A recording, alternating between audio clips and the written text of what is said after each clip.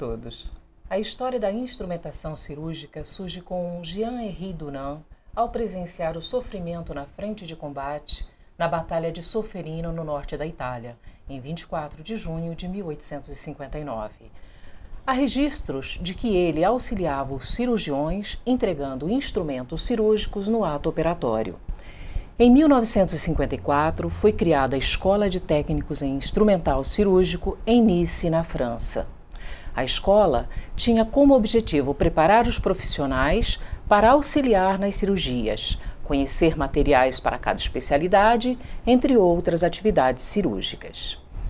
O instrumentador cirúrgico é um profissional indispensável para que o ato operatório transcorra com segurança e qualidade. Nossa convidada de hoje, Cristiane Chakib Camis, é instrumentadora cirúrgica e tem a seguinte formação: curso técnico em laboratório médico em 1977, instrumentação cirúrgica pelo Hospital São Camilo de São Paulo, auxiliar de enfermagem pela Escola Paulista de Enfermagem, curso técnico em enfermagem pelo Profai 2001. Cristiane, o que é necessário para ser uma instrumentadora cirúrgica? Bom, como você disse, né, nós fazemos cursos, temos algumas formações e informações. Eu, no caso, quando fiz o curso de instrumentadora, eu não tinha, na época, a obrigatoriedade de fazer um curso. Simplesmente assim, sem conhecimento, no caso, na área de saúde, você ia lá, fazia a inscrição, né? E aí começava a fazer parte, assim, do curso. E, por exemplo, eu nunca nem tinha entrado em hospital, nunca. Nem era da área... Nada, não era da área de saúde, enfermagem, nada. E eu comecei por acaso nessa profissão, até por sugestão da minha mãe, que tinha uma amiga instrumentadora na época, né? E ela comentou comigo, por que você não vai fazer esse curso? Até comentei e falei, nossa, nunca me passou pela cabeça fazer o curso. E aí eu peguei, fui, fiz, me apaixonei pela profissão, que é o que eu trabalho até hoje. E o fato de você ser mulher fez assim enfrentar algum tipo de dificuldade ou resistência no início da carreira? Porque geralmente em algumas outras profissões existe uma certa, não vou dizer discriminação, mas a mulher é colocada em segundo plano. Na instrumentação cirúrgica isso acontece? Não. Na sala de cirurgia? Cirurgia, né? Desculpa, não. Não acontece mesmo porque o número de instrumentadores, né, cirúrgicos, eles são em número reduzido de homens. Hoje eles estão começando a entrar no mercado de trabalho. Eu digo hoje assim, né, de um tempo para cá. Então, por exemplo, você vê os homens que acabam ajudando na parte de ortopedia, que é uma cirurgia relativamente mais pesada, tudo, né? Por conta até dos instrumentais, os procedimentos de cirurgia. E qual é a sua função e qual é a sua responsabilidade quando vocês vão iniciar uma cirurgia, no caso? A sua responsabilidade como instrumentadora? Bom, a minha responsabilidade é localizar o instrumental, ver se estão todos na sala, nas caixas que são previamente colocados, preparado para o pessoal do hospital mesmo, né? Do arsenal de materiais. Eles separam os materiais de acordo com a cirurgia a ser feita.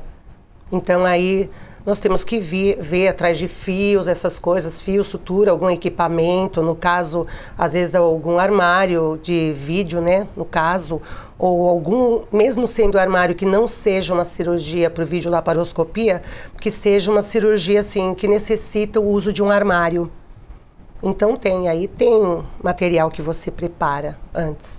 Deixa tudo à mão. Para cada tipo de cirurgia, vocês têm um tipo de instrumental que vocês usam naquela ocasião? Tem. Por exemplo, tem cirurgias que você usa uma caixa pequena, tem cirurgias maiores, e aí elas requerem muito mais material, muito mais instrumental.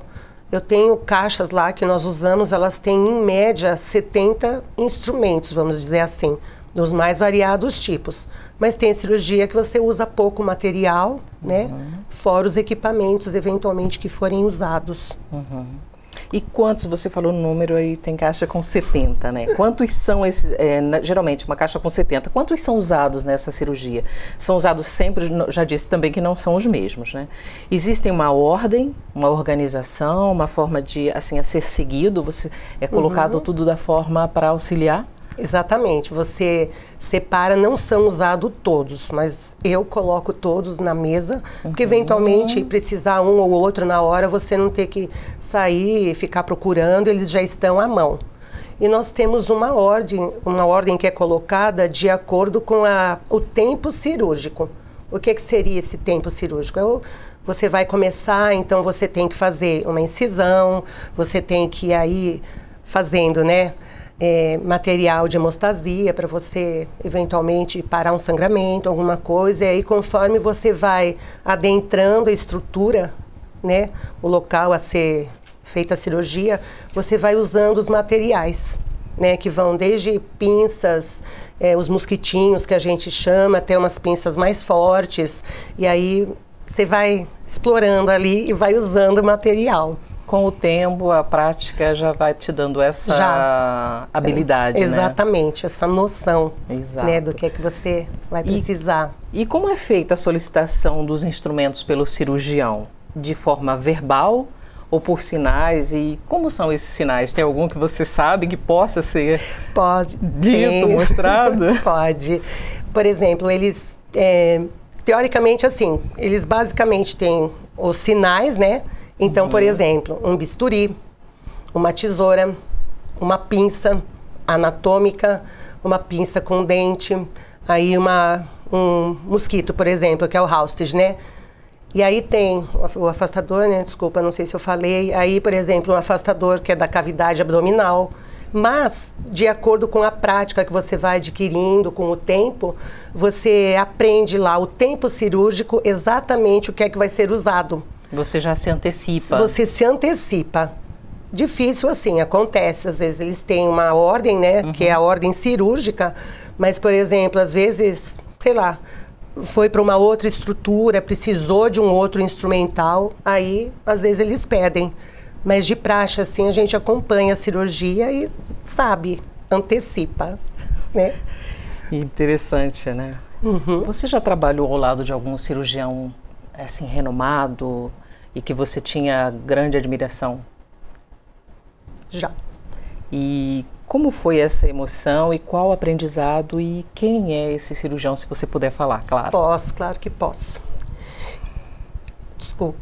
Quando eu comecei, eu fui por acaso trabalhar no Hospital do Coração, em São Paulo, no Paraíso. E lá eu conheci a doutora Adib Jatene, que é uma pessoa assim que eu me encantei, eu conheci no primeiro dia que eu o vi, fui apresentada para ele, e assim, uma pessoa boníssima, um cirurgião assim maravilhoso, e eu tive a sorte, eu digo sorte porque eu conheci a instrumentadora dele, a Délica, e ela foi uma pessoa que me ensinou muita coisa. Ela chegou um dia para mim e falou assim, vem, eu vou te ensinar. E o que eu puder passar para você, eu vou te passar.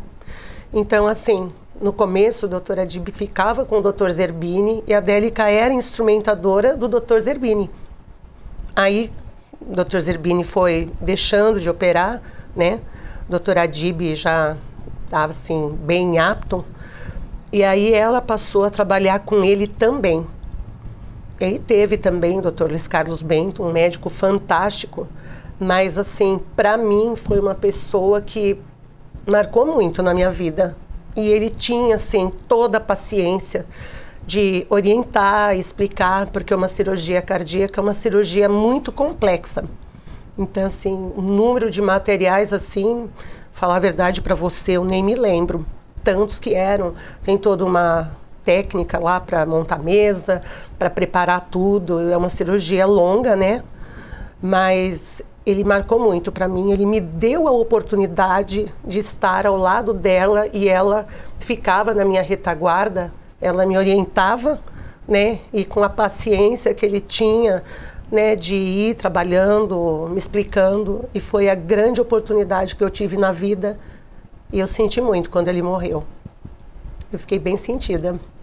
Um grande aprendizado para a Muito, vida, né? Uma pessoa assim, ímpar. Emocionante também. Você deve ter perdido a conta das histórias de vida nas quais você participou em todo esse tempo, né, de cirurgia. Algumas tristes e muitas alegres também, né? Também. Existe uma em especial que te marcou, que você queira e possa contar? Claro. Eu trabalhei também com um cirurgião mastologista e nós fazíamos várias cirurgias, desde pequenas cirurgias, retiradas de nódulo de mama, até grandes cirurgias, mastectomia, tudo. E numa dessas vezes a paciente entrou para a sala cirúrgica e depois que terminou o procedimento, ela voltou da anestesia e eu fiquei muito assim, emocionada de ver a reação dela quando ela dirigiu a mão no seio que foi retirado e ela começou a chorar compulsivamente e chamar a mãe dela. Até nós estávamos na sala, a pessoa que estava lá auxiliando saiu da sala porque não aguentou ver isso, né, essa emoção, essa tristeza talvez dela. Eu fiquei bem assim, Marcada, emocionada, né? marcada de ver. Por isso que eu acho a importância, tenho certeza da importância que as mulheres têm que fazer os exames de mama, o autoexame, procurar um médico, um mastologista e fazer esse tipo os preventivos, né, para a gente não chegar a esse ponto. Essa é uma mensagem muito importante. E se você não fosse instrumentadora cirúrgica, você seria? Instrumentadora cirúrgica. Muito obrigada. Eu te agradeço a oportunidade. O nosso programa Feminino de A a Z está chegando ao final. E uma citação de Clarice Lispector. A satisfação que nosso trabalho nos proporciona é sinal de que soubemos escolhê-lo. Até o próximo programa.